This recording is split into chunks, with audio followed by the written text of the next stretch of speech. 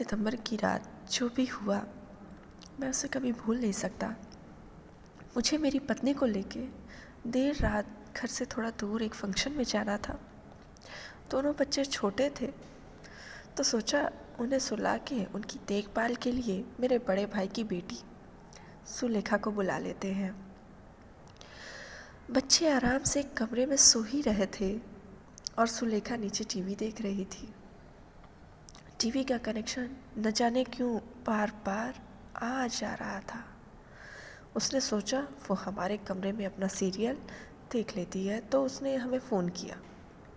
सुलेखा बोली, चाचा नीचे का टीवी चल नहीं रहा है, क्या मैं आपके कमरे में जाके टीवी देख लूं? और बच्चे भी गहरी नींद में सो रहे हैं। हमें कोई एतराज़ नहीं था तो हमने फ़ोन काट दिया। सुलेखा अपने चाचा के कमरे में गई। वहाँ उसे एक टेबल पे रखी गुड़िया को उसने अलमारी में रख दिया और वो टीवी देख ही रही थी कि वे गुड़िया अचानक से टीवी के पास आ गई। सुलेखा ये देखकर बहुत डर गई। उसने तुरंत अपने चाचा को फ़ोन लगाया। वह बोली, यह सब कुछ बहुत अजीब है। वो जोकर वाली जो गुड़िया है उससे मुझे बहुत डर लग रहा है। ये सुनकर मैंने अपनी पत्नी से पूछा, हमारे कमरे में कोई गुड़िया है क्या?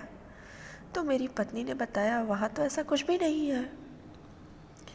ये बताने के लिए मैंने जैसे ही फ़ोन उठाया तो किसी की हंसी की आवाज़ आई और हेलो हेलो करता रह गया। फ़ोन कट गया।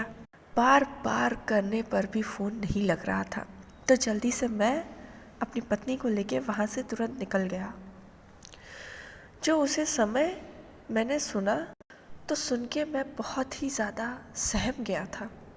पूरे रास्ते वही हंसने की आवाज़ मेरे कानों में गूंज रही थी।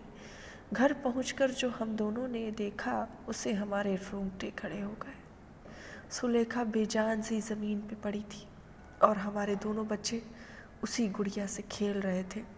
मैंने सुबह होते ही उस गुड़िया को एक नदी में फेंक दिया। उस दिन से हमारे दोनों बच्चे तो ठीक हैं पर सुलेखा को आज भी पागलपन के दौरे पड़ते हैं और मैंने मेरे कानों से वो भयानक हंसी की आवाज़ जो सुनी थी वो आज तक मेरे कानों में गूंजती है।